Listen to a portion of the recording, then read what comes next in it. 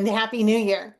Here we are at the beginning of a new year and thinking of all kinds of new things. And I wanted to share something with you about our community that as we look at a new year is exciting to me.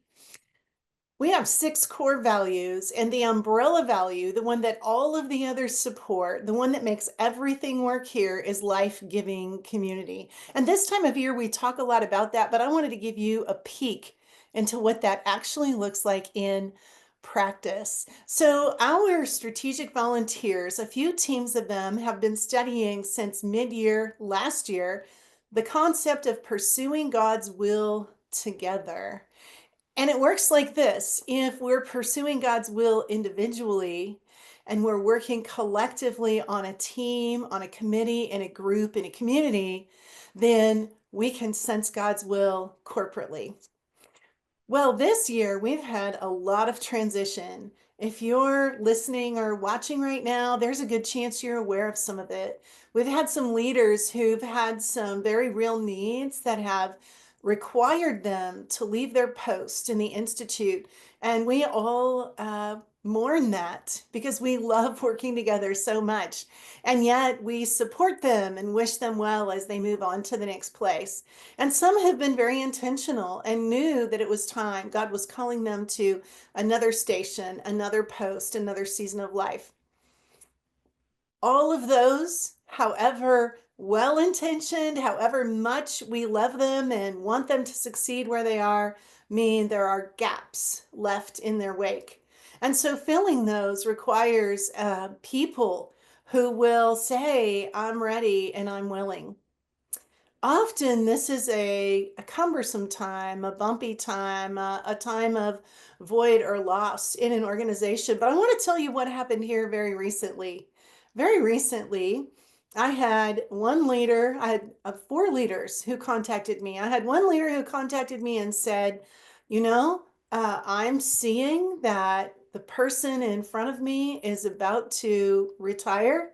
And I know I still have a lot to learn, but I think I'm ready to take her place. If you'd like for me to do that, I'd like to go ahead and step forward. I had another leader who called and said, I'm serving in this role, but if I moved to a different role, I think I could serve the organization better and someone else could fill the role I'm leaving behind.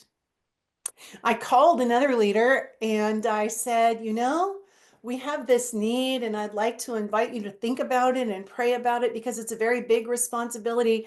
And her response to me right away was, I've already been praying about this. And I think God's already shown me that this is the right next place for me to be. And then I made a fourth phone call, and that volunteer said, God went before you. I already knew my roles would be expanding. I'd like to pray overnight and talk with my husband, but I'm pretty sure this is what God's already been leading me to do. Four significant roles, four key positions that each add so much value to this community and take so much responsibility and competent, willing people to fill them. And in our little community, God did that all at one time. As our leadership teams are pursuing God's will together, they're pursuing God's will individually. And here's what I want to say to you at the start of 2025. If you want to be part of a work where we're investing in the next generation alongside a community of people who are life-giving in that way, who are pursuing God's will for themselves and as an organization and a mission together, if you want to be part of that, I just would invite you to think about what a next step might be for you this year. Where might you step in to be empowered, to be an empowerer of next generation Christians? It is an amazing work.